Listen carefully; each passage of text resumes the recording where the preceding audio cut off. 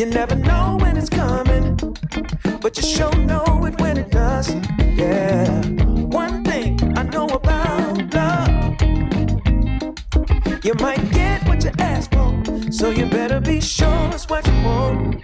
Oh, yeah. Oh, yeah. Oh, yeah. Oh, yeah, yeah. Oh, yeah, yeah.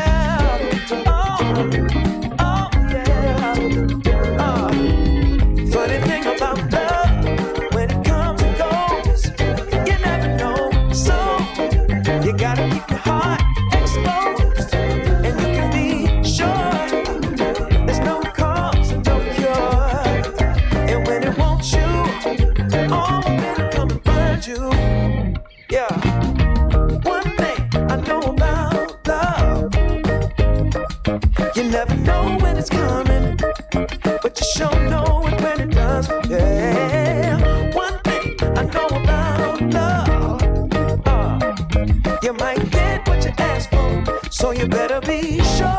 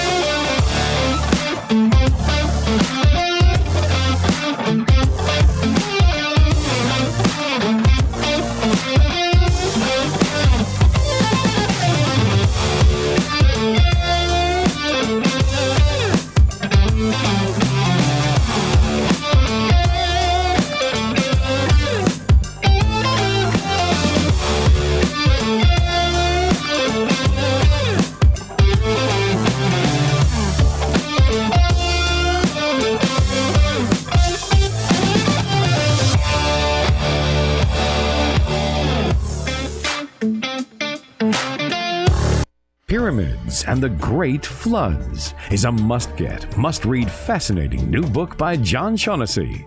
Discover the purpose of the global pyramids and how an advanced Type 3 society used them to control global floods and reduce the impact of instant ice ages. In 1997, a geologist discovered 30 times the Earth's surface oceans located below the upper mantle, the source of Noah's floodwaters.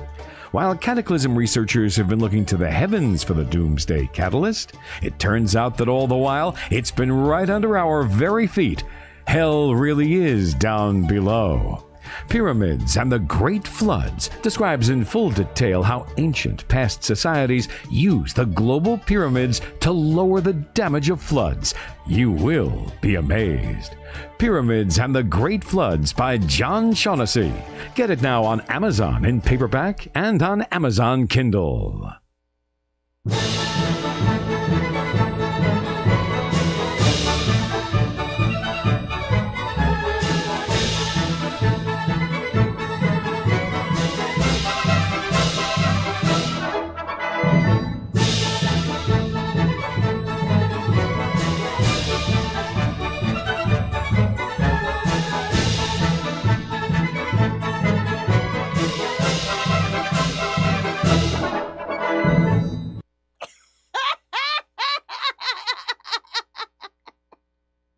You are listening to Night Dreams Talk Radio Network, the home of Night Dreams Talk Radio, with Gary Anderson, syndicated worldwide. Paranormal Talk Radio, like you remember. Well, it's Wednesday already. I can't believe here we are all together. Are you ready to go for a ride tonight, JC? I am. I put some fuel in the car and I'm all buckled up, ready to go. I'll talk to you then tomorrow. Goodbye. All right. Well, you know what it is. It's National Bake Alaska Day. How many people like Bake Alaska? I don't even know what that is. It's a dessert. Don't you? It's really rich and all that stuff. And you have to be rich to order it, too, in a restaurant. I'll tell you that much. I bet if it's the size of the state, it's a big dessert, too. So I'm looking forward to it. Well, it's National Dark Chocolate Day. Oh, tell me more. Well, what is that? What's there more to say? It's Dark Chocolate Day, not to be confused with white chocolate or regular chocolate, which was last month. But now it's, I like to get a job coming up what day it is. You know that. It's National Clean Sock Day. It's National, sew up that hole in your pair of socks. I don't know. Well, you know what doctors are saying, and which they've been saying this for a long time. Do not put your cell phone, especially if you wear jeans, in your front pocket if you want to have kids. And after I read that article, I remember what my pappy used to say when I was around 17. You better not get that girl pregnant. The best way, son, to keep getting a girl, getting her not pregnant, he actually used the word knocked up, but I won't say that over the air. He would tell me, all you have to do, son, is keep your feet on the ground along with your mate, and you'll have no problem. Well, I thought about that. We have had 8 kids. And before he passed on, I went up to him and I said, hey, Dad, that excuse you would tell me about, birth control, if you keep your feet on the ground, she keeps her feet on the ground, you won't have any problems. And I said, but Dad, we have a shower. And now we have 8 kids. I said, Dad, did you ever take a shower? And he goes, no, not since the 30s. Well, his idea of birth control didn't work very well, did it? No, and it sounds like the technique didn't work very well for you either. No, not really. But, how can I say that? It didn't work. My wife had her feet on the ground in the shower. I had my feet on the ground in the shower. But you know what you can do in the shower? Well, you know what? A man makes $3,000 a month renting his backyard out as a dog park. And he only has to spend 10 minutes a day cleaning it up. And he's happy because it's great fertilizer for his garden. I bet it is. Oh, boy, what a job that is. Well, there's another show out there. I'm not going to mention who. They claim, they own the night. Well, I heard the Association of Street Workers in Vancouver, British Columbia, is going to file a petition because they said they own the night, and they have history going all the way back to biblical times to prove that prostitution and prostitutes do own the night. Well, something tells me they can really back that up. Well, there's a new app coming to your Android phone. It's for tracking incoming UFOs. Now that will be a well-used one. Oh, it will be. Well, we've been hearing about cow farts, that, it causes pollution and it's doing climate changes. Now scientists are saying they're more concerned about cows burping because they put out more methane gas burping than farting. Oh, my goodness. They're like a breathing dragon almost. Don't light a match around a cow burp. I've never heard tell such thing. I don't know. But, my wife came home today. She went to the grocery store before she came home, and she said that Kroger's has a real good price on beef. It's like cheaper than she's seen in years. Wow. That's unusual for your area. Well, yeah. I'm just wondering about anybody else. Eggs. I've been getting people message me because I've been talking about egg prices. At the start, they didn't believe me.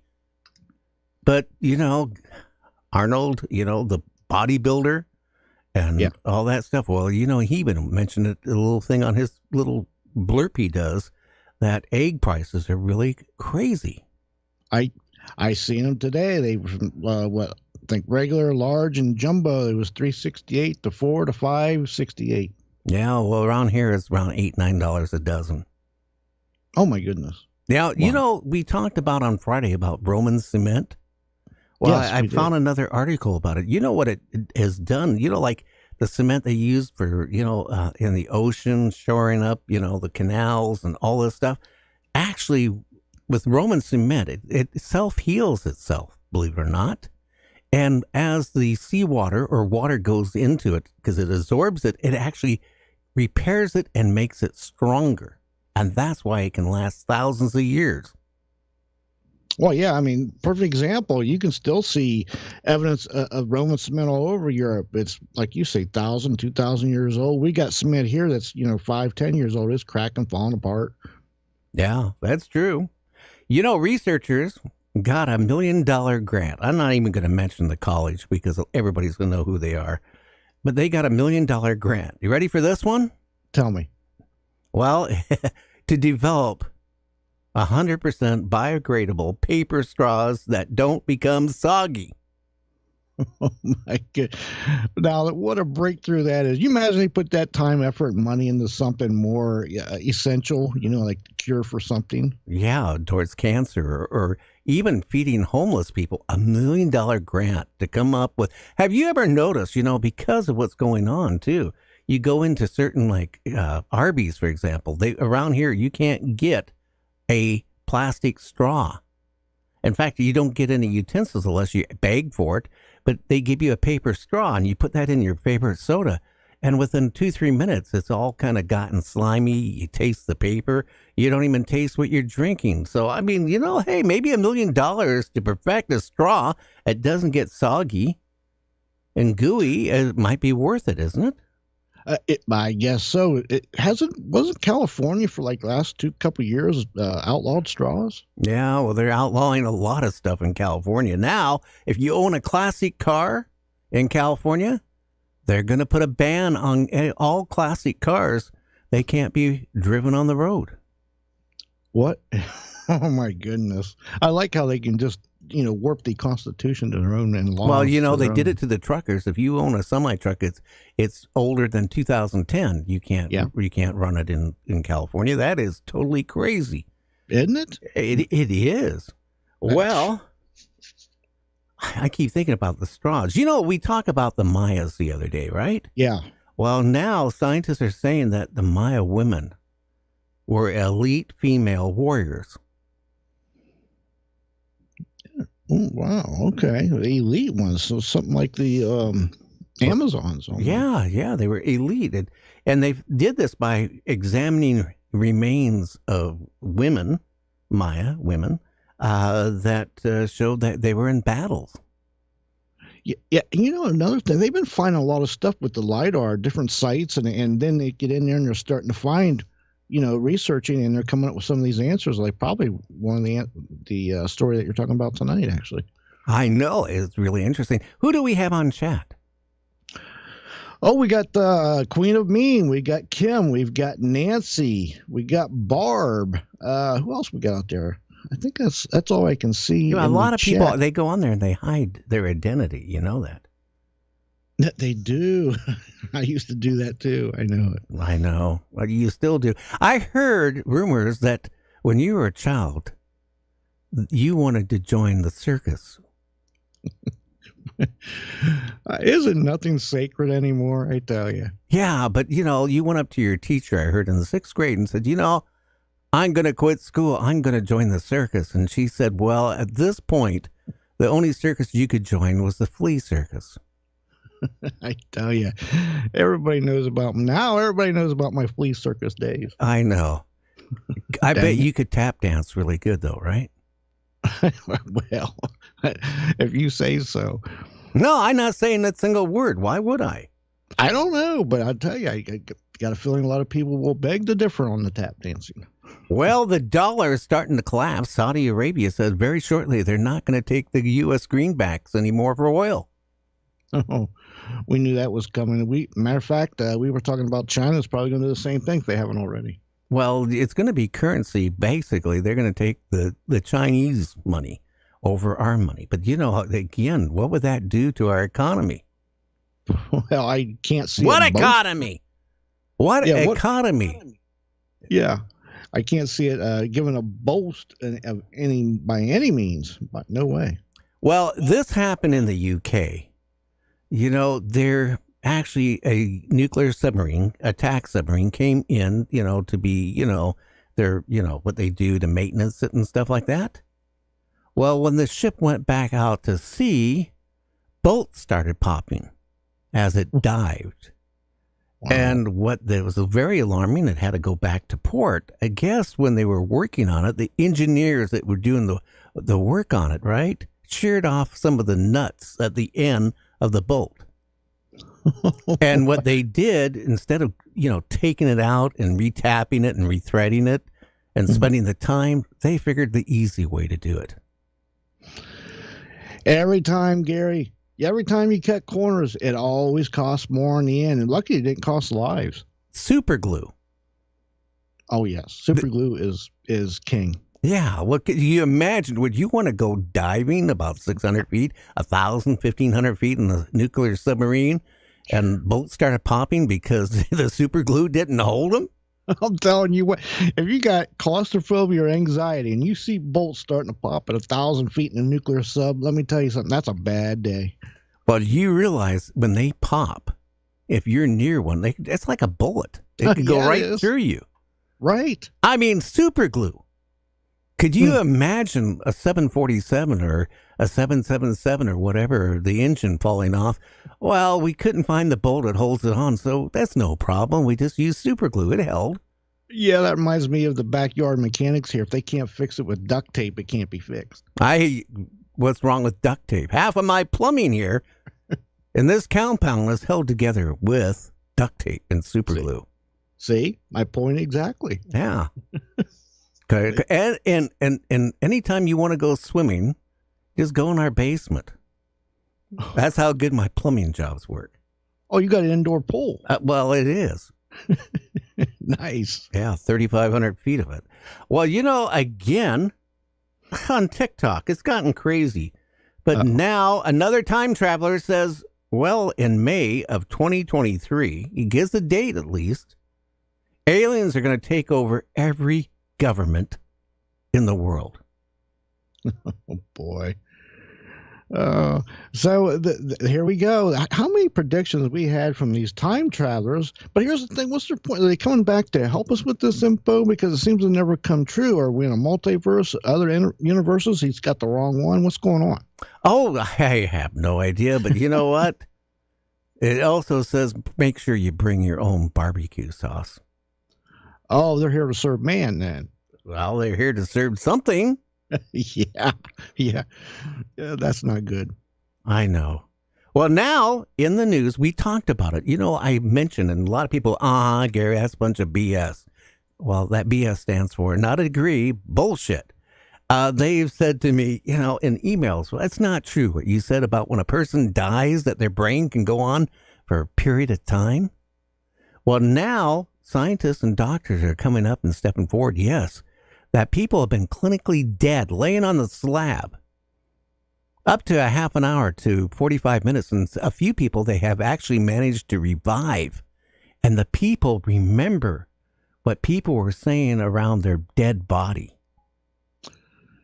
Yeah, I tell you, we've had all kind of reports of different stories and scenarios and what people have witnessed, but we don't know. It could be your brain goes on for a little. I think so.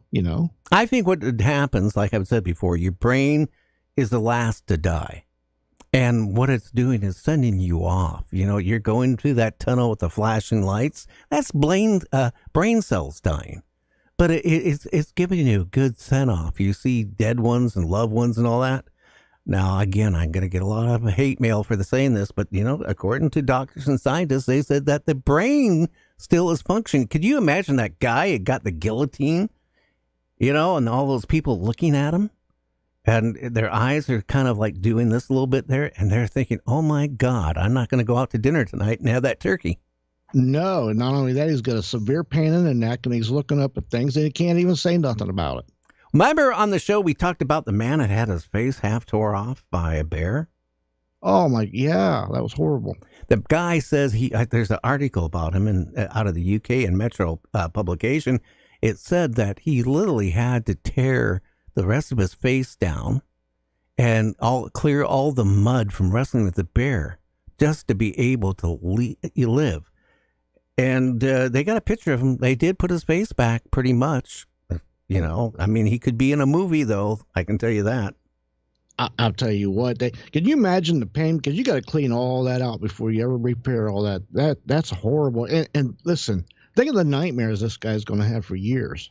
Well, if you're a rich guy, there's a rich guy who's budgeted his money for $2 million a year. Now, the guy is in his mid-30s, and he looks almost like 18, but he spends $2 million a year for maintenance on his face and body with plastic surgery. Oh, my goodness. I wonder if he's using real silicone and cement. That is, wow, people really can spend a lot of money in self-maintenance. I know. Well, the third biggest egg farm in the U.S. catches fire. 21 fire departments have to respond. The huge blaze killed literally hundreds of thousands of chickens. And that's why egg prices are gone skyrocketed. I'm going to tell you what, 21 alarm, that's above huge. That's way big. It is. So anyway, we're going to be back with a great guest tonight. We got Dr. Wilbur Allen on. We're going to talk about UFO encounters and alien abductions. So stay tuned. You're listening to me, Gary.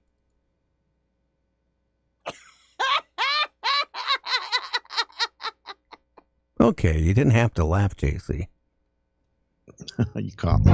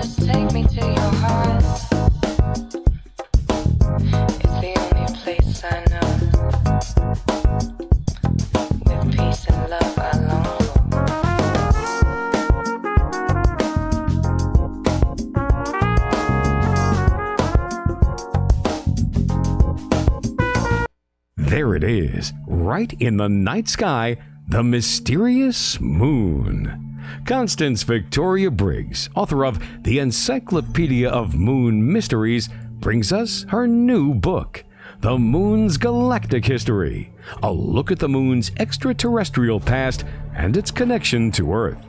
It follows past and present research about the moon's mysterious history, with a focus on extraterrestrial presence. Briggs examines such questions as, are there moon inhabitants? Are the UFOs seen around the Earth today connected to the moon? Is there a city on the moon? And more. The Moon's Galactic History, a look at the moon's extraterrestrial past and its connection to Earth, can be purchased now on Amazon. Also, check out the author's website, www.constancevictoriabriggs.com. I occasionally think how quickly our differences worldwide would vanish if we were facing an alien threat from outside this world. And yet, I ask you, is not an alien force already among us? Night Dreams brings on the night worldwide. Did you know you can find us on your favorite app? And now you can watch us live on YouTube. Make sure you subscribe to our channel and give us a thumbs up. And now, Here's Gary. And here I am. Well, I hope everybody's having a great evening. And, we added a little bit more humor to the show because, doing a 20-minute monologue is like talking to my wife on a Friday night. JC, who do we have? Any new people in chat at all? Or is there anybody on chat? Are we by ourselves there tonight? No, actually, we have Kim, we have Rory, we got Queen of Mean, we have Barb and Nancy and Tom from Metatron Power and Light. Check out their newest song. Go to metatronpowerlight.com. Great new song. What can you tell the listeners about our guest tonight? Well, our guest tonight is Dr. Wilbur Allen. Now, he is an engineer and inventor who is no stranger, Gary, to UFO encounters. A matter of fact, at age 5, he found himself face to face with a group of gray aliens. That would be really at 5 years old. I wonder if he took a blanket and, if it happened in his bedroom like me. I put a blanket over my head when I saw that shadow man. Well, Dr. Wilbur, how are you doing tonight? I am doing very well, Gary. How are you, sir? I'm alive, which is better than the opposite. That would be something to worry about. I guarantee you that. Well, can you tell the listener a little bit more about you? And I want to know what happened to you when you were 5 years old. I have to say your introduction was thorough. I was originally Ronald Reagan, George H.W. Bush's engineer on Air Force One and in the White House. I started having extraterrestrial encounters at RAF Sculthorpe, which is a British Air Force, joint Air Force, British Air Force and United States Air Force base in the UK.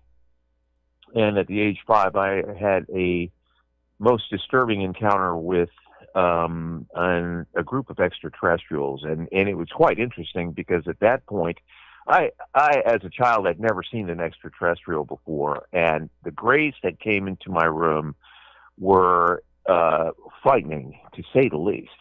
And I was a little kid, and little kids, especially in the years that I was coming up in the military bases when I lived in the military bases, were not acclimated to extraterrestrials. Because we didn't hear anything about UFOs. We didn't know nothing about them in the 1960s. And all of a sudden, here I'm face to face with an extraterrestrial. And yeah, at 5 years old. It was quite horrendous, to say the least. And you were 5 years old when that happened. Did you go to your parents, or did you hold that within you?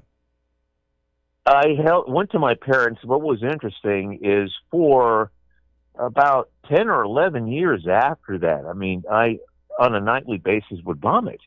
And I couldn't understand why I was vomiting. And it just so happened that I was vomiting because of the exposure to radiation that I had encountered in dealing with the extraterrestrials that I was dealing with as a child. What was even more abstract is they would appear every night. And, that's not quite something one would want to deal with, especially when, again, in the early 60s, UFOs and aliens were not necessarily something anybody talked about. And if they did talk about them, you were frowned upon and classified as a crazy person. Oh, yeah. And, you mentioned on Air Force One, Reagan. I got to talk to Reagan a couple of times when he was president because one of his best friends from Korea, my dad served World War II in Korea, was James Gardner. And he got to know James, from the Rockford Files and all those movies, Maverick. Oh, of course. And a lot of those actors were military. And he was good friends with Ronald Reagan. And, I didn't even know who the guy was until I got older. And then I realized, hey, you're the guy who plays Maverick. But, I wanted to talk to Ronald Reagan, and he made it happen. And I remember one time he called me from the White House, and I was talking to him. And, at that time, I've said this so many times, my regular audience knows what I'm going to say. I was so worried about nuclear war with the Soviet Union. And they were talking about Star Wars and all this stuff. And I asked Ronald Reagan, I said, well, would Star Wars protect us against the Soviet Union with a nuclear war? And he kind of paused for a second. And he goes, well, it'll protect us against them out there. And then he paused for a second and he corrected himself. Of course. Then a week later, he was an adamant believer in extraterrestrials, by the way. Oh, yeah, because when he was governor as he told me that, he's in his Beechcraft or whatever it was. Yeah, he had a close encounter with a UFO. Yeah.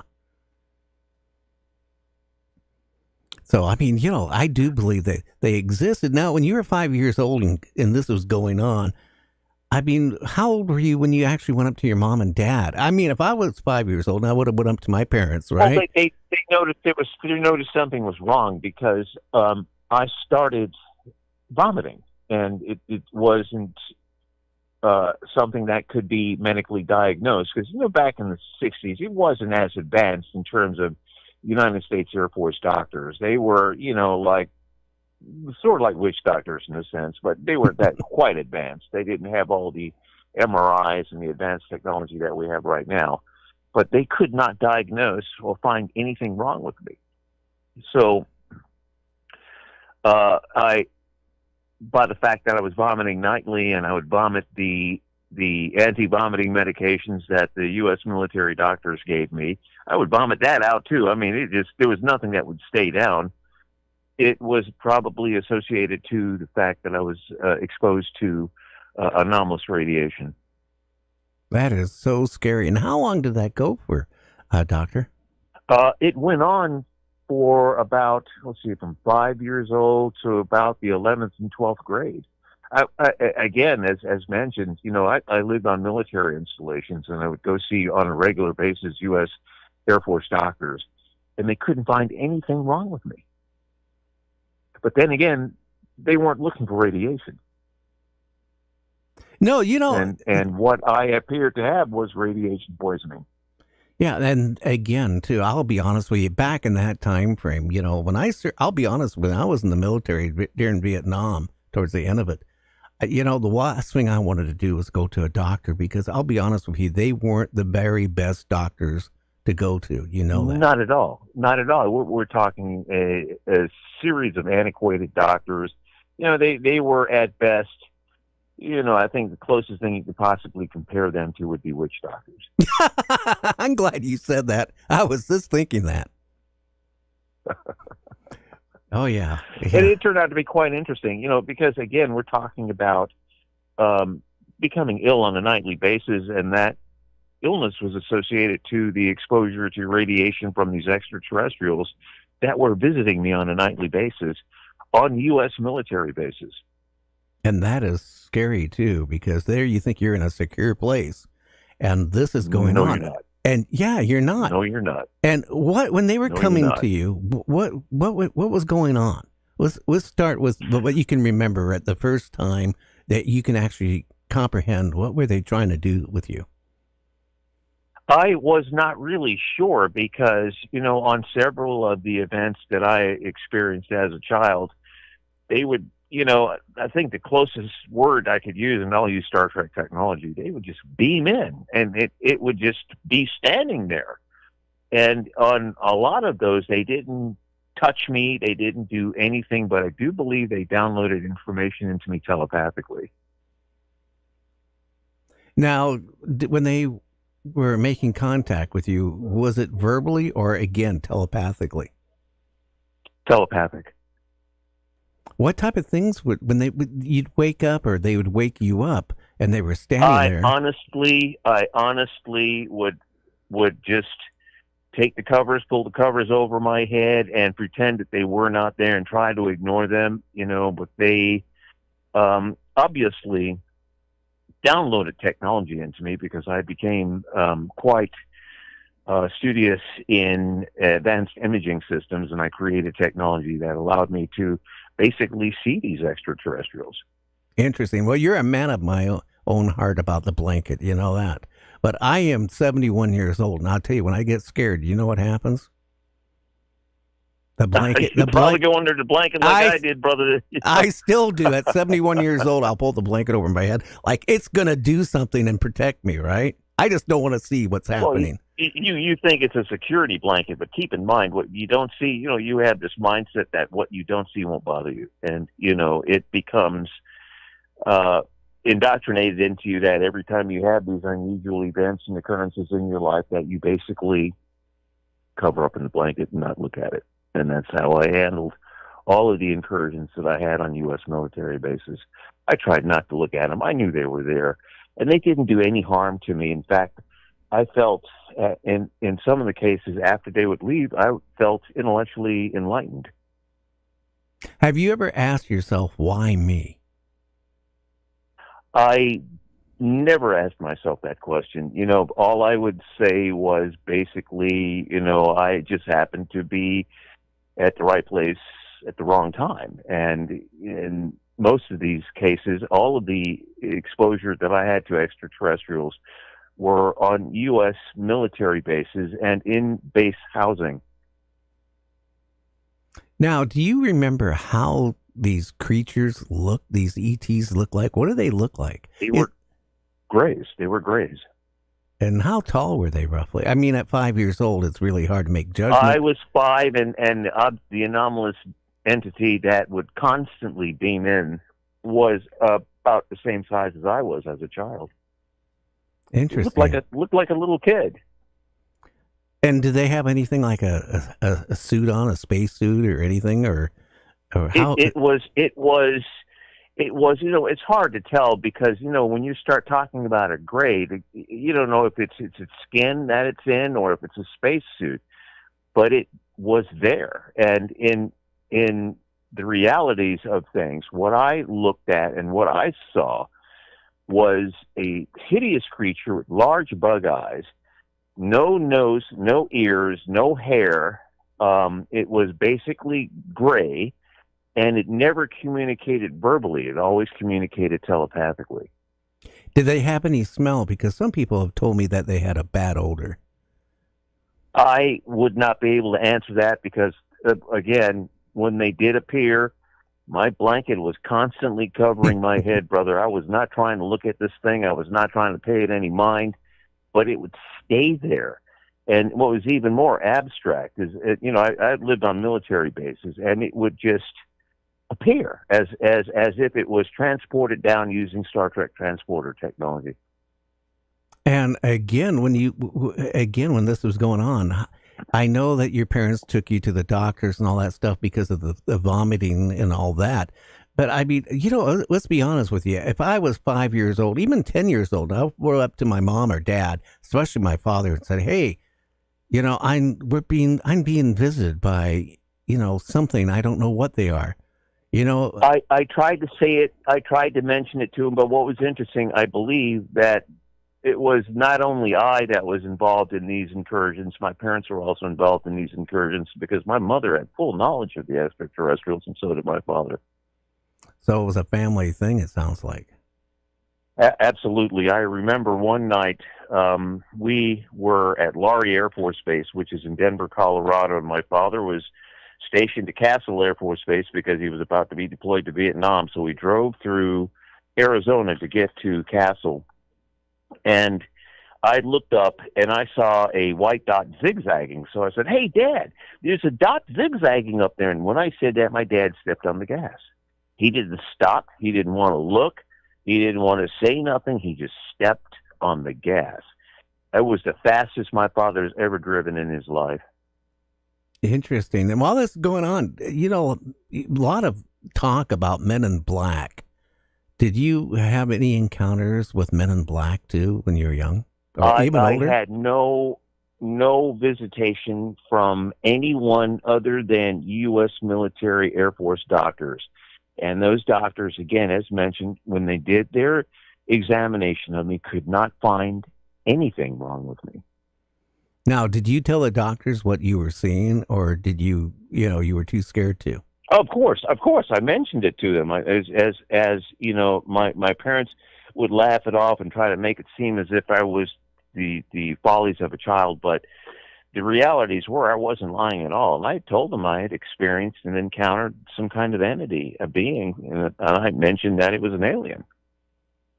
Just think about how many kids, young kids, have gone to their parents, right, and said that they have something coming in and visiting them in their room at night, who got put on medication because they take them to the doctor, and the doctor. That is indeed what happens. They get misdiagnosed. In most cases, they're put on psychotropic drugs, which usually are given to people with, mental and emotional instability. And they treat it as such, but the realities are that there is a very strong possibility that those children did indeed encounter extraterrestrials. So how often was this? I wasn't the only one. I'm sorry? I was going to ask you, how often was this going on, Dr. Allen? As I recall, as a child, it was on a nightly basis. Now, did this go on for day after day, month after month, year after year? Day after day, month after month, year after year. Wow! Did you ever try to get your parents to move? Never ending. Did you ever try to get your parents to move? Did you ever try to get your parents to move away? There was nothing you can do when your parents are U.S. military and they're stationed on military bases. You are stationed on that base. Interesting. Now, when you got older, like you got into grade school and then into junior high school, how were you responding to these visits with these grays or these ETs or whatever they are? I again spent, I would say 80 or 90% of my time completely covered up under blankets. I didn't want to look. I knew it was there, and there was no doubt in my mind that it was there because it would be sending me messages telepathically. I believe, again, based on what I encountered as a child, that which I do to this day was the direct result of telepathic communications by these extraterrestrial beings. Did they ever tell you what they were coming down to our planet for? What is it? Did communicate with people? Or? Not a word. It just seemed like visitation. When you go to visit an aunt or an uncle, you just go there and they would be there. There's nothing a person can say or do that would be logical in the sense of an answer as to why. It just happened on a nightly basis.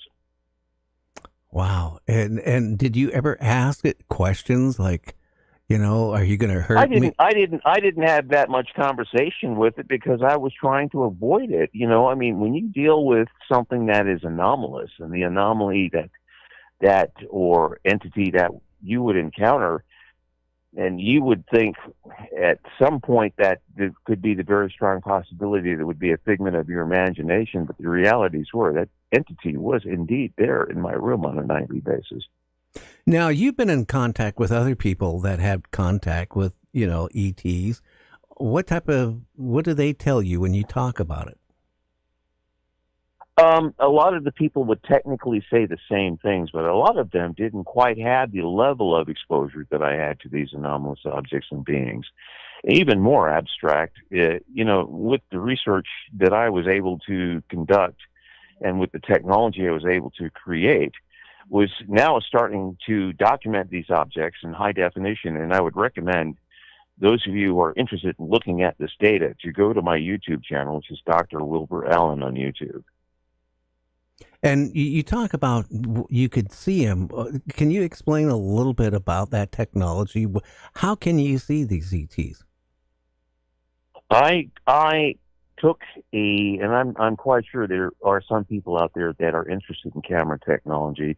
And, as time went on, we moved from film to digital. And the digital cameras that I would utilize were high ISO cameras. And I took a high ISO camera, which was designed specifically for normal light, and had it converted to full spectrum infrared. And in the conversion to full spectrum infrared, it turned out that this camera would document completely an abstract world, to say the least. Oh, I've been in photography all my life. Well, that's not true. Probably since I was about 8 years old. That and talking has been my two gifts from God. And, I was one of the very first people. I was one of the very first people to get a Nikon digital camera. It was a 0.5 megapixel. And then I remember them giving me other cameras to test and all that stuff. It was rather interesting. But, I have played around with infrared on these cameras. And I'll tell you, you can see things that, if you don't see with the human eye. Well, absolutely not. It's interesting that with the higher ISO cameras and the ones that are 200,000 ISO and greater, that in infrared, that visual spectrum that is not visible to the human eye becomes more apparent. And the higher the ISO camera, the higher the resolution was in documentation of spatial anomalies in the infrared range. Oh, you can see. And I was dealing with D4 and D5 Nikons. Oh, yeah. And they have the capability for that, too. I mean, very interesting. You know. Oh, absolutely, absolutely. I had to go infrared with it because, you know, when, again, we're talking about non-visible light, and non-visible light exists in very peculiar spectrums: infrared, ultraviolet, gamma ray. These are levels of light humans are not acclimated in seeing. So in going into the non-visible light ranges, it basically opened up a new world. Well, you know, the late 1990s, I got my hands on where I was working at. I took a break from broadcasting, and we were importing in Czechoslovakian and Russia military tank infrared binoculars. Huge. They were huge. And, you know, I took a pair home one. And boy, they were heavy, too. Over the weekend, you know, and I was looking at the dogs and cats and whatever was in the backyard at night. And I found that intriguing. But after a few minutes, I got bored. And then I looked in the sky. And boy, did I see things that didn't make sense. And one of our customers was University of Washington, their observatory. The guy who ran it was one of our regular customers. I told him about it, and he kind of laughed it off. I said, okay, I'll tell you what, take these home for the weekend. And Dr. Allen, he took them home. And that following Monday, he goes, I want a pair. I said, hey, look, they're like $5,000. He goes, I don't care. I want a pair. And he ordered one. And then a whole bunch of people in that you know, in that school that was in the observatory, you know, stargazers, they were coming in and buying them, and they were giving them reports for weeks and weeks of things they were seeing up in the sky. And no, they weren't bugs. Craft. Oh, of course not. They were craft. A lot of people don't seem to understand that. Again, we're talking about non-visible light, and the human eye is rather limited in terms of what it can see. We're dealing with full spectrum infrared. At full spectrum infrared, it became apparent that these objects were there. I get on a nightly basis, in most cases, I'm documenting using a lens that I created. The lens is a 900 millimeter f2 lens. And with this lens aimed at space, I was seeing spacecraft that I would say were anywhere from 10 to 20 miles long, warped by at high velocity. And the cameras would record that, especially at 30 and 60 frames per second. That's interesting too. Did you what I noticed that sometimes these craft would come almost to a dead stop and then go off at a 90-degree angle at a high speed. Did you get things like that too? I did get that. What's even interesting, even more, are the documents that were associated to UFOs based on events from the 1960s. And I've got a book by David Campione, and David Campione has illustrations from the 1960s of spacecraft that he technically documented or had other people document. And the illustrations are 100% consistent with the infrared data that I'm generating with the 900 millimeter f2 lens that I created. Oh, wow. Yeah, that would let a lot of light in the f2 at 900 millimeter. Think about it, 900 millimeters f2.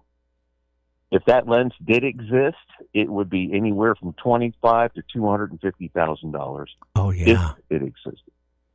So what all other things did you see out there in the universe as you were looking and getting this information? Well, it was more so the entities that would appear, you know, versus the spacecraft. And the entities that would appear, again, on U.S. military housing, on base housing, it would be limited access to. There's a front door.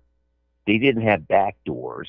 In some cases, they would have an entrance where you could go around the back, but they would appear out of nowhere. And it to me was interesting that I initially thought that they were beaming down using Star Trek technology. So tell me if I'm right or wrong. Is it a possibility that they're walking among us and we just don't see them? It is a very strong possibility, because there are extraterrestrials that look exactly like us. They could be intermingling with us. In fact, I went to New York, and I saw people I knew they could not possibly have been from Earth. Impossible, because they did not have human characteristics. Well, what is really strange when you're talking to some of these people and they don't even know some of the basic, structures of our language. Like, it's very simple. A lot of it would be nonverbal communication. Yeah. So, what do you think is going on? I mean, there's so many people. I think they came. I think they were doing research on us. I believe that we were part of a survey, and I'm not really sure if the wordage would be correct, but I do believe it could have been a very strong possibility that they were looking to populate Earth.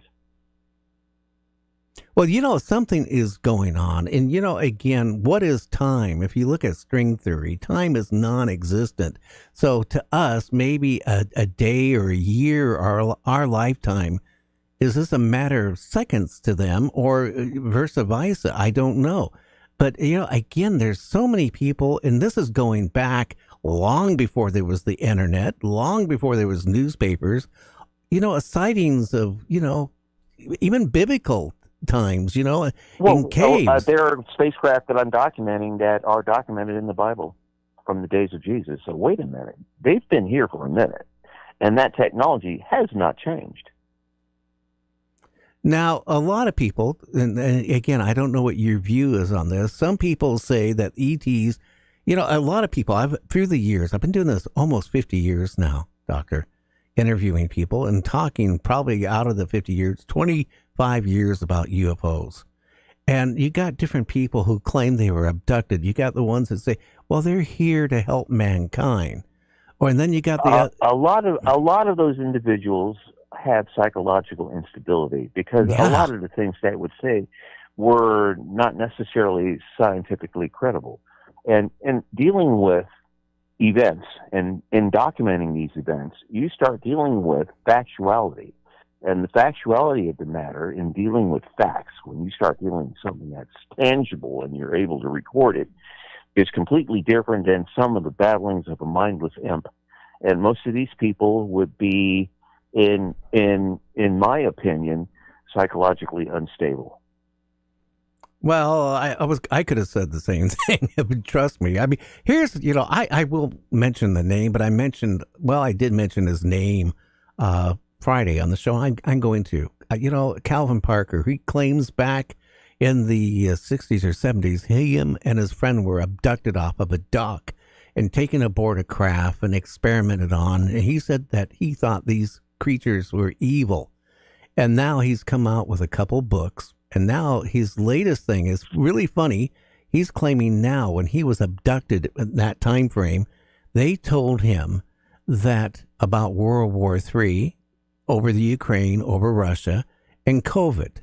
And, when you hear people say something like that, I really got two words: poppycock. Fabrication. Yeah, poppycock. Fabrication. Yeah. Fabrication. They're trying to sell their keep in mind, a lot of those things, like COVID especially, did not possibly exist in the early 60s and early 70s. It didn't exist. No. So we're talking about a fabrication, and even to this day, I do believe it does not exist.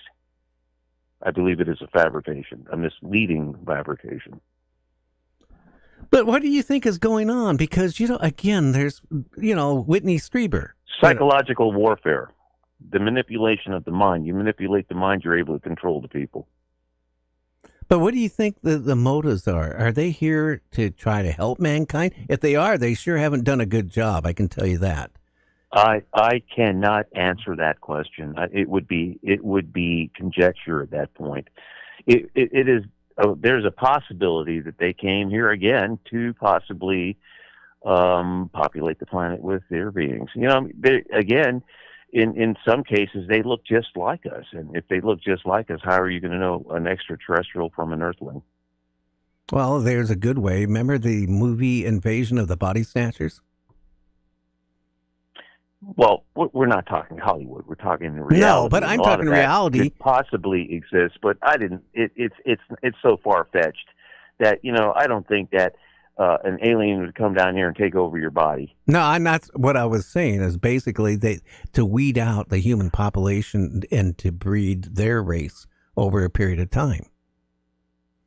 Well, again, looking at the religious texts that's published in the Bible and the Kabbalah and the Jewish Torah, it is a very strong possibility. But again, it's hard to say because without actual document, without physical proof, without you actually knowing, we're just going by what's written in text. And what could be written in text could be non-factual. Yeah, it could be. That's the scary part. Now, you have spent how many years documenting these craft up in the... I just so happened to stumble upon... I was doing a job July 16, 2002 at the U.S. Capitol building, which, by the way, July 16, 1952 at the U.S. Capitol building was a UFO incursion in which a group of anomalous objects flew by the U.S. Capitol dome. And 50 years later, I documented something similar, which happened to have been modulating green and amber spheres, which were stationary, parked above my head at the U.S. Capitol building, parked stationary above my head, and I photographed them. Interesting.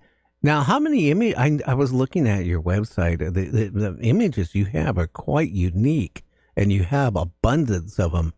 I mean, how many images roughly do you have of these craft?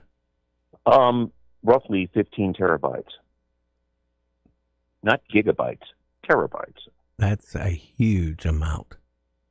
96,000 high-definition samples. And most of those, of the 96,000 high-definition samples, are 4K motion picture files.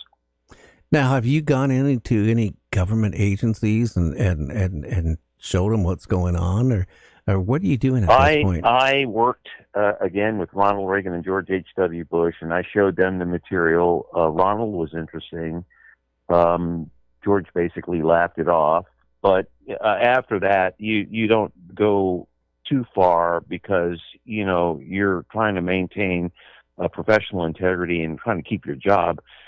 With most of these encounters, and you notice that a lot of people who do have these encounters seem to go off on the deep end and they lose semblance of reality. They do. It works to your advantage just to maintain silence. Well, again, I can see it, because I hate to say it, people out there, the UFO community, ufology, has really gotten bizarre. You know that with the Congress, people out there, honestly, Doctor, think that disclosure was going to happen. And I'll be honest with you, it's never going to happen. It will not ever happen. They're going to maintain secrecy. The primary source of UFO data in the United States government is the Central Intelligence Agency. They have been doing research since the 1950s, 1940s on anomalous objects. Oh, yeah. But the data that they were able to accumulate, keep in mind, we're talking about a level of technology that is not reflective in terms of video or motion picture. We're talking about old, antiquated, monochromatic photographs. And in most of the cases, a person that takes one picture would only take one picture of these objects. It's not a series or some video or anything like that. So it with the limited amount of research that was available, they felt they put a lid on it by not publishing the materials that they had. For years, they kept that material secretive. So it wasn't until recently that they released a lot of it because a lot of it was, obsolete in a sense. Well, the big kick, I was just reading last week that they're going to open up more of an investigation to Roswell. from 1947. Like, yeah. Well, if they're going to do that, they should just release the truth of the matter, which they've got a ton of data associated to that event, but they put a lid on it. It's still to this day secretive. And, when you start talking about areas that have anomalous activity, and I've got to be adamant in mentioning Area 51. The data that I documented in Area 51 would make your hair stand up. What I documented there was not of this world. We need to take a break. This is about 3.5 minutes long. Do you want to talk a little bit about your data from Area 51? I will most definitely do that. Okay, Dr. Allen. We'll be back with Dr. Allen. Again, what is your website? You want to go ahead and share that real quick while we take this? My website is ufodc.com and Wilbur Allen, Dr. Wilbur Allen YouTube. And everybody check that out. We'll be right back right after this break. You're listening to Night Dreams Talk Radio. For more information about Dr. Wilbur Allen, go to our website at www.nightdreamstalkradio.com. We'll be back after this break.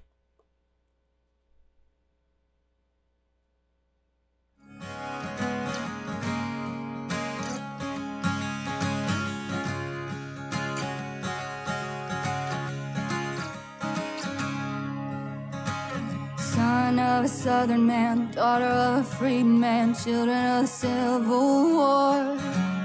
Blackbird on a limb, both of them diving in deeper than they've been before.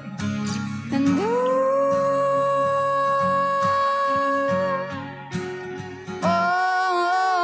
down a red dirt path, covering their tracks, strangers in the light of day.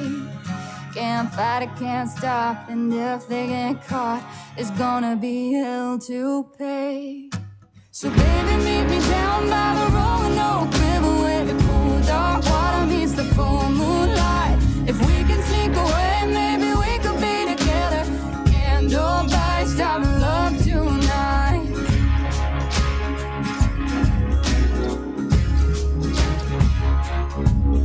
Didn't know they'd been followed down through the hollow till a hand grabbed her by the arm.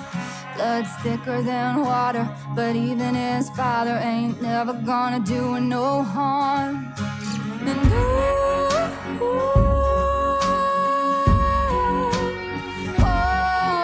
And whiskey on his breath, they were scared to death, and he was meaner than the devil himself. It was him or them, and you can call it a sin, but the Roanoke River won't tell. So baby, meet me down by the Roanoke River, where the cool dark water meets the full moonlight. If we can sneak away, maybe we could be together. Can't nobody stop love tonight.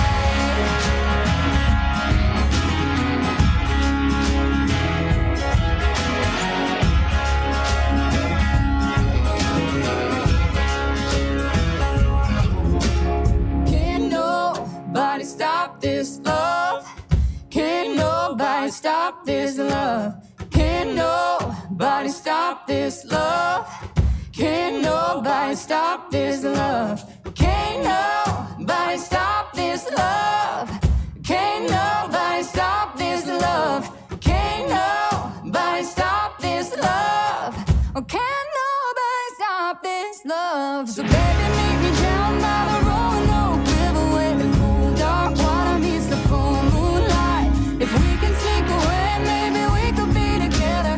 Can't nobody stop love tonight. So baby, meet me down by the Roanoke River, where the cool dark water meets the full moonlight. If we can sneak away, maybe we could be together. Can't nobody stop love. Pyramids and the Great Floods is a must-get, must-read fascinating new book by John Shaughnessy. Discover the purpose of the global pyramids and how an advanced Type 3 society used them to control global floods and reduce the impact of instant ice ages. In 1997, a geologist discovered 30 times the Earth's surface oceans located below the upper mantle, the source of Noah's floodwaters. While cataclysm researchers have been looking to the heavens for the doomsday catalyst, it turns out that all the while, it's been right under our very feet. Hell really is down below. Pyramids and the Great Floods describes in full detail how ancient past societies used the global pyramids to lower the damage of floods. You will be amazed. Pyramids and the Great Floods by John Shaughnessy. Get it now on Amazon in paperback and on Amazon Kindle. Beaming to you like a whirlwind. In syndication and on all the apps worldwide. You are listening to Night Dreams Talk Radio Network. Hi, this is Val Von Torn of Metatron Power and Light. You're listening to Gary Anderson and Night Dreams Talk Radio. And we are back. JC, just think about what is going on. You know, you're walking in the grocery store.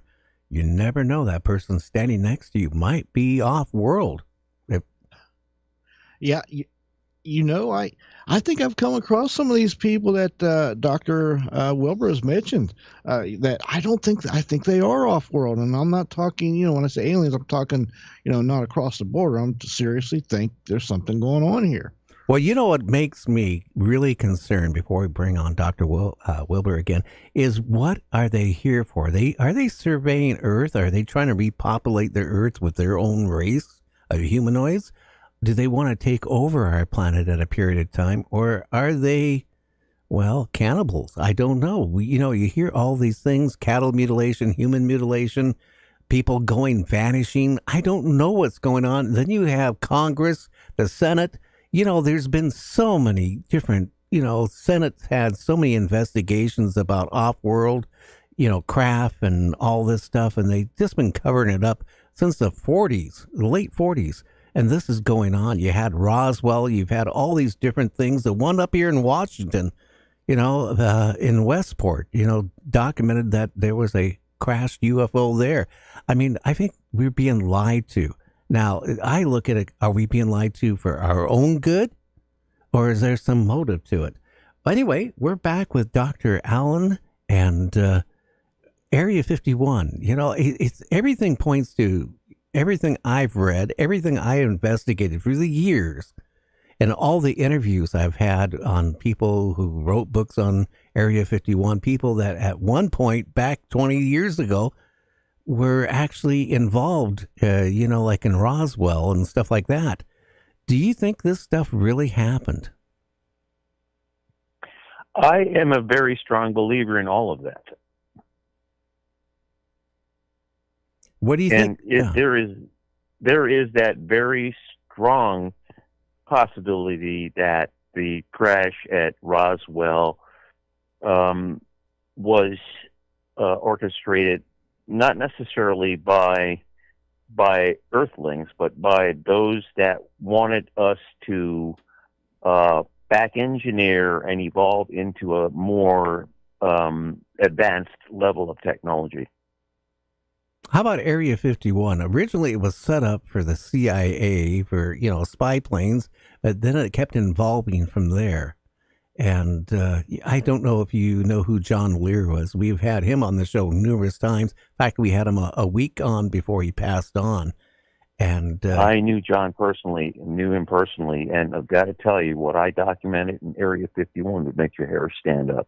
It appeared to be a series of Tic Tacs interconnected that slithered like snakes, and it slithered like snakes in space. Yeah. Do you think the government's hiding, a lot of this stuff from us for our own good? Or here's the point. Everybody has their own view. I see it. If these ETs exist, how do I know they're not looking for me for dinner? Well, there again, we have to look at how we evolved over the years and over the centuries. And at this juncture of the game, we're at the pinnacle of technology, and most of that which we have right now is back engineered from Roswell. Optic fibers, lasers, all of that. It was essentially initially discovered during the Roswell crash with the spacecraft that they were able to back engineer. And a lot of what we have to this day is the result of alien technology. Well, my father worked for Boeing. He actually was in charge of the electronics to develop the SST, some of the electronics for the SST. And I've been a licensed amateur. Well, I got my license when I was 12 years old. I got a massive electronic background. And I remember when I was a young kid, I asked my dad, technology-wise, how could we go from tubes to, transistors to integrated circuits in such a fast time? And he said it wasn't from our own abilities to doing it. It was help. Was not us. They back-engineered alien technology and integrated that back-engineered alien technology into our society. I believe that. I really do, especially fiber optics and a lot of the stuff. Exactly. Lasers, all of the things that we take for granted as toys, and most people I know that have lasers don't really realize that these are indeed alien devices, that were back engineered from the Roswell crash. I remember 50 years ago, my dad in his workshop was experimenting with laser, and he was so happy that he could take a piece of paper at 6 feet away and burn a hole through it.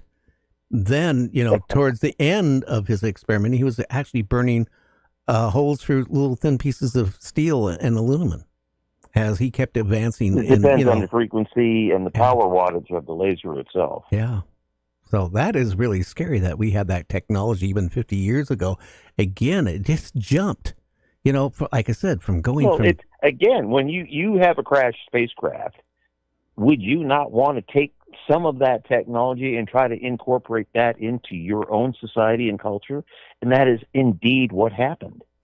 A lot of what we take advantage of today, to these days, and the technology that's utilized by most humans to this day, is essentially extraterrestrial technology.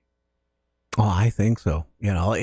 Again, talking to John Lear off the phone and on the show, talking to a whole, some of his friends we've had on our show. Again, they would go, they would sneak on Area 51, and they saw a lot of interesting things. I saw things at Area 51 that would make your hair stand up. Especially, again, what I would call the interconnected Tic Tacs. It slithered like a snake. There were two of them, and they appeared to... I've never seen anything move like that in my life. It was moving at what I would say warp velocity. It was fast. It was silent. It didn't make a sound, but what it did in terms of its flight capabilities were unlike any aircraft. Anything that was in forward flight mode, it just exceeded that. And forward flight technology is basically the basis of our mode of transportation when we deal with aircraft, if you're not into collective pitch helicopters. Right. Now, again, how about these people are claimed that they're being implanted and stuff like that? Have you ever checked for implants with yourself? I was indeed implanted. It was one of the reasons why I was vomiting on a nightly basis. And at some point, what happened when the vomiting stopped, my body became acclimated to it. It no longer tried to reject it. Now, I vomited on a nightly basis. The late Dr. Roger Lear, we've had one of his implant persons that he removed the implant from. And they said while the implant was in them, they actually felt healthier than they did after the implant was removed. Well, here's the problem. In some of the cases, the implants that were in some of these people would not allow a surgeon to remove them because the implant would move by itself. Like it would Whitley's? go deeper. It would evade the surgeon. It would evade the doctor. It evaded contact. Yeah, Whitley, that's and what that he is said. how mine was. That's what was causing me to vomit on a nightly basis. Again, too, when your parents got older and you got older, did you ever sit down and talk to them about this and ask them if they were having these encounters too? My mother was making abstract comments about, they did bad things, and I was talking about, what are they? Who are they? What are you talking about? And she was talking about the extraterrestrials that we would have visit us on a nightly basis on the U.S. military bases that we lived on. My parents were also involved on that. And again, as I mentioned, I don't know if I had mentioned it, but my father was stationed at Laurie Air Force Base in Denver, and he was deployed to Castle Air Force Base in California, and we drove through the desert. And as we were driving through the desert, I looked up and I just happened to see this white dot zigzagging. And I said to my dad, "Hey, Dad, there's a dot up there zigzagging." And when I said that, my father did not stop. He stepped on the gas. He was driving the fastest he's ever driven before in his life. He wasn't trying to look at it. He wasn't trying to ask questions. He just wanted to get out of that area. Well, I don't blame him. Yeah, I've had one encounter. I don't know what it was, but in the mid 70s, I was coming back from North Carolina back to Seattle with my wife I had at the time. And it was probably about 1 o'clock in the morning, and we were in the desert. I had a GTO, and boy, did I like going with that. And all of a sudden, the car lit up inside and all around the car to the point I couldn't even see the road. It was that bright. And I pull off the road, and in my mind, I'm sitting there telling my wife at the time, "Oh boy, I don't have enough money to get out of jail. I'm going to get a huge ticket for the speed I was going. I'm going to be arrested." And I pulled off the side of the road. And Dr. Allen, when I got out of the car, absolutely dead silent. And I was in Absolutely. Vietnam. They don't make a sound. They don't make a sound. They're stealthy, and that's what's really odd about it, because you would not know they were there. No, I thought it was a helicopter. And I've been on a lot of helicopters in Vietnam. I know what they sound like. There was no sound of anything. And that light was so bright. And then instantly, poof, it was gone. Just like that. Gone, yes. Like it was never there. Yeah. Yes, it moved at warp velocity. Yeah, that is scary. It got out of Dodge quick.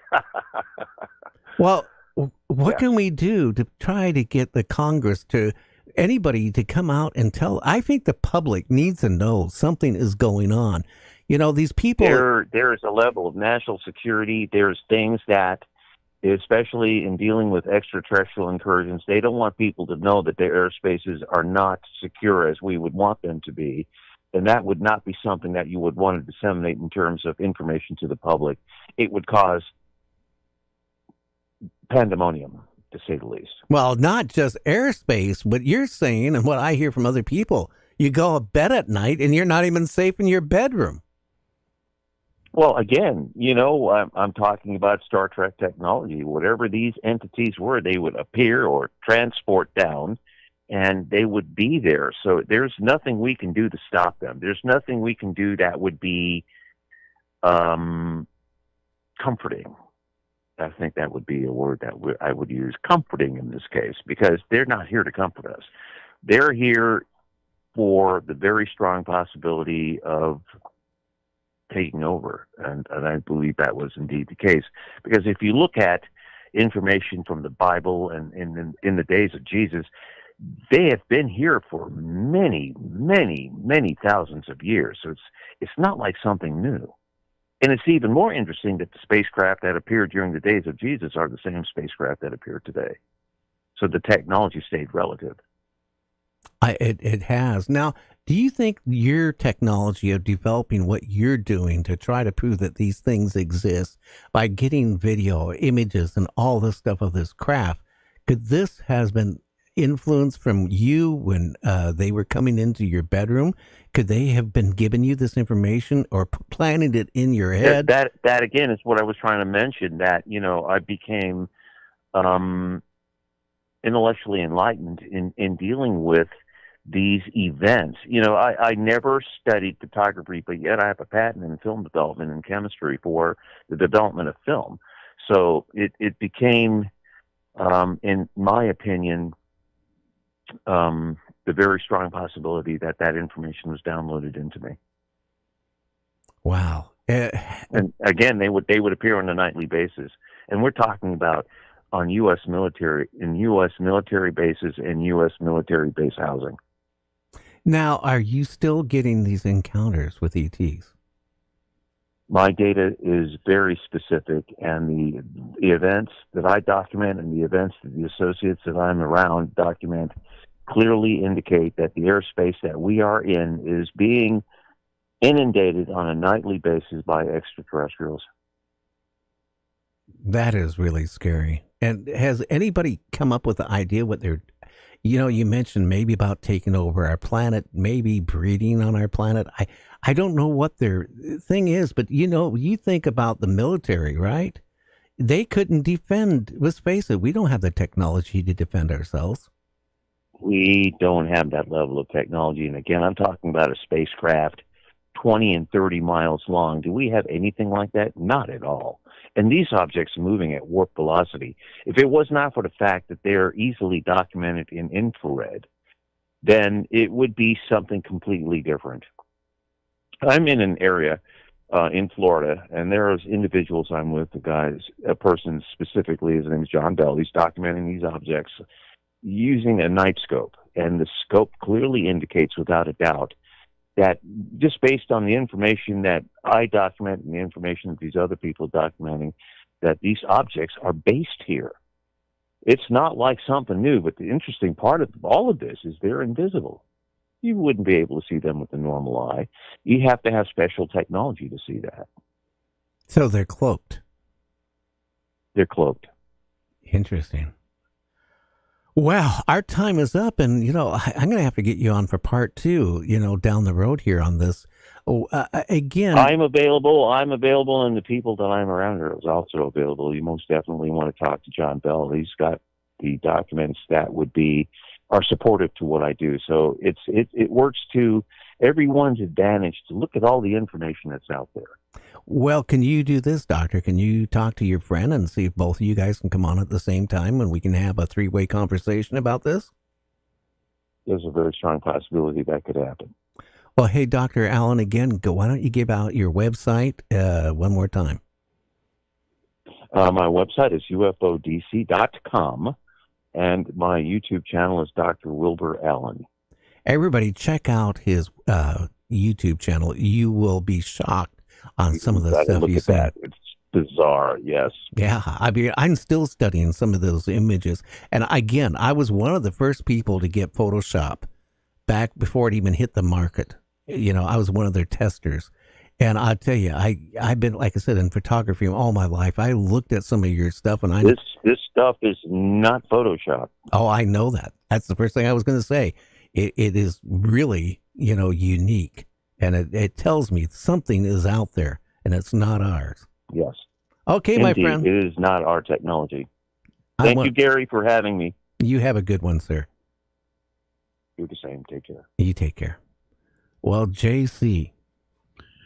Yes. What is your feeling about what is going on? I really think, he hit on a lot of it. Could they be breeding with us? Could they actually be creating their own race to eventually weed us out? I mean, let's face it. How long would it take to get rid of our civilization and replace them? A couple 100 years? And that's the thing. And time maybe is not relevant to them. Maybe that's why, like he touched on, they seen the same crafts 2,000 years ago as today. Maybe it is the same ones, because like you said, maybe a year to us is a minute or two to them. We don't know. And here's the X factor to all this, Gary. There's different species of these things coming here with their own agendas on top of this. I don't know what it is. I just don't buy this stuff that you hear out there with some ufologists. They're here to protect this planet. Well, again, okay, why would we have had COVID? Why did we have what's going on in the Ukraine right now? Why did we have the Middle East? Why have we had all these wars in Africa, all around in the Middle East, Vietnam, Korea, World War II, World War I?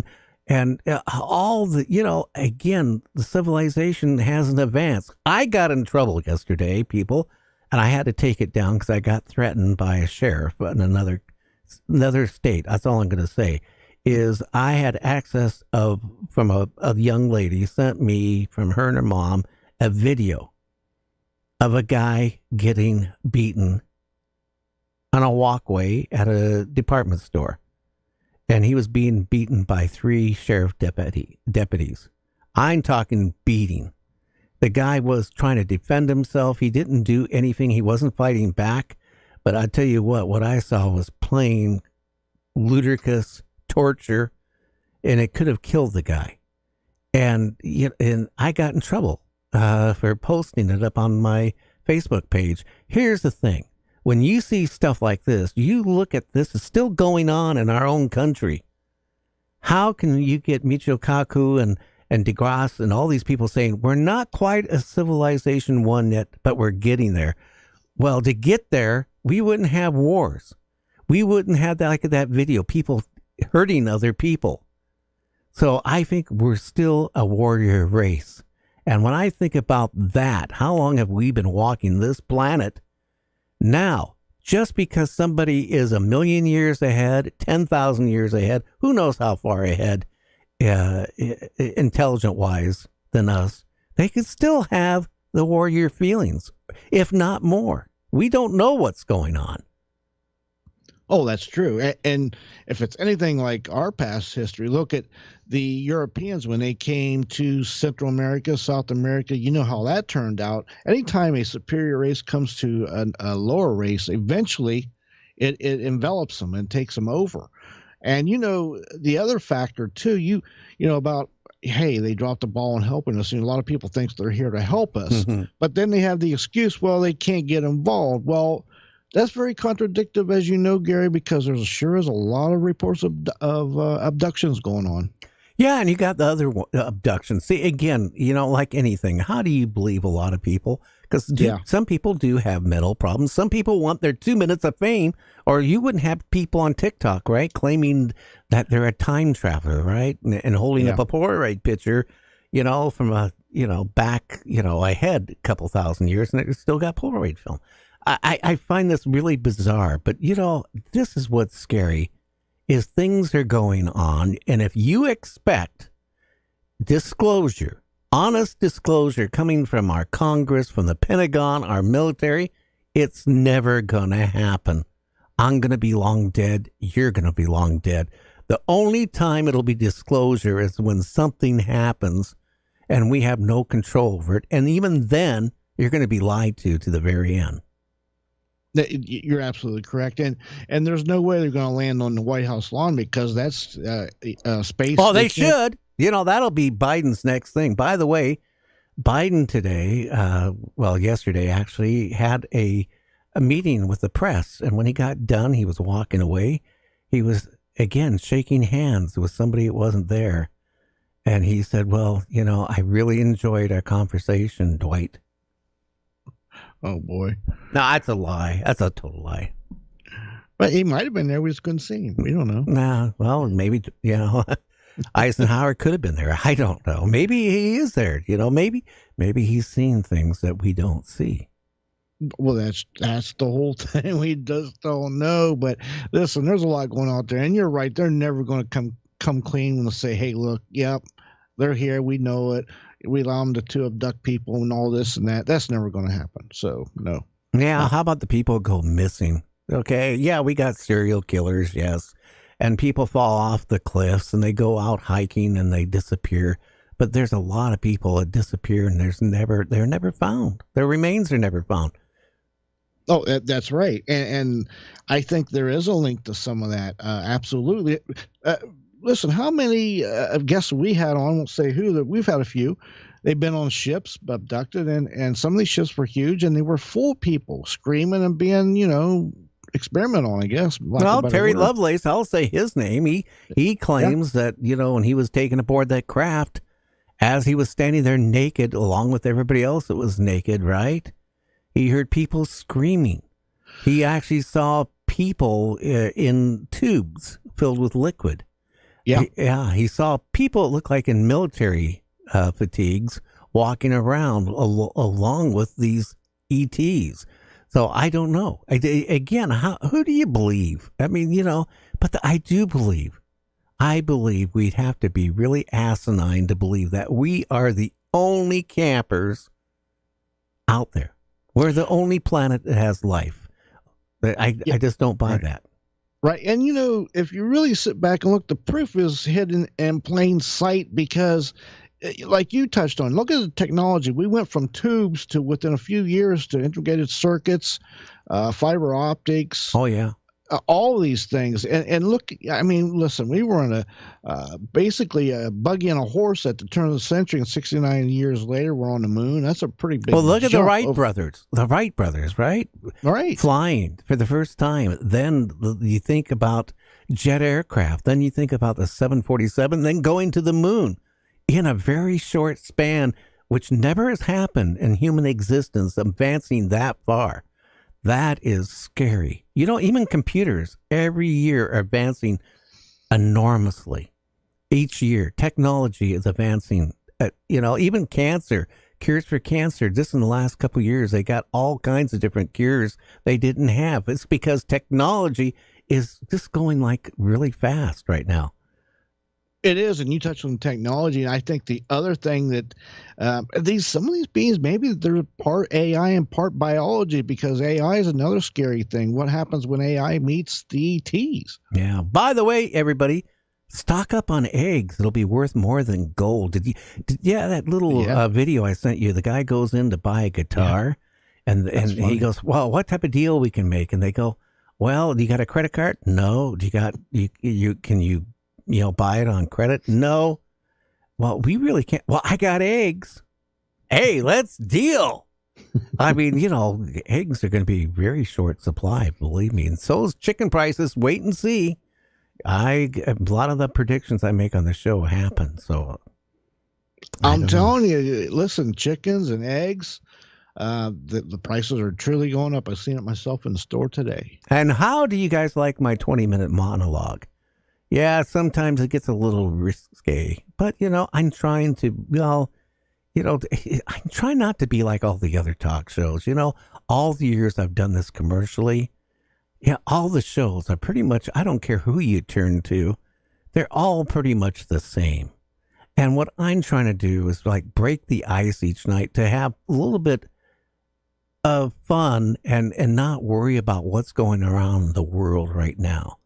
So I bring on the strange news, wacky news, and a little bit of morbid sense of humor. By the way, I would like to know, how you like it. And you can get a hold of me at nightdreamstalkradio@gmail.com. I'd like to hear your feedback on that. And who's our guest tomorrow? And what are we going to be talking about tomorrow? Well, our guest tomorrow is Mr. Jeffrey Bruce. Now, he's going to be on talking about asteroids. What can we do to prevent them, if anything, the dangers of them, and what to look out for, and from A to Z about all this stuff. And listen, there's a lot in the news recently that he's going to be touching on.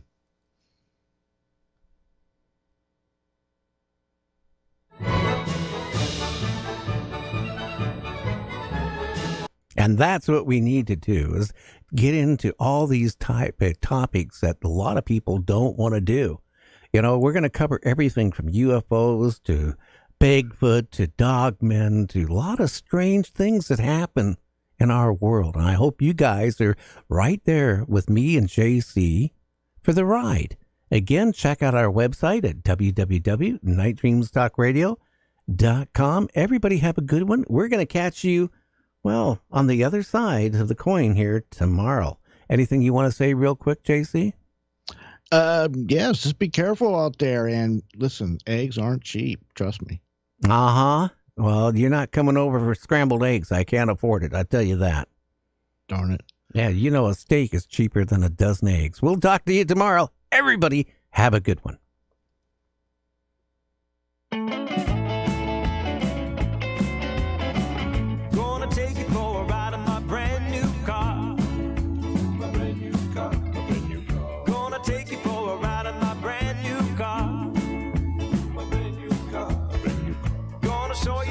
Shifter feels, 'cause tonight is the night that we make it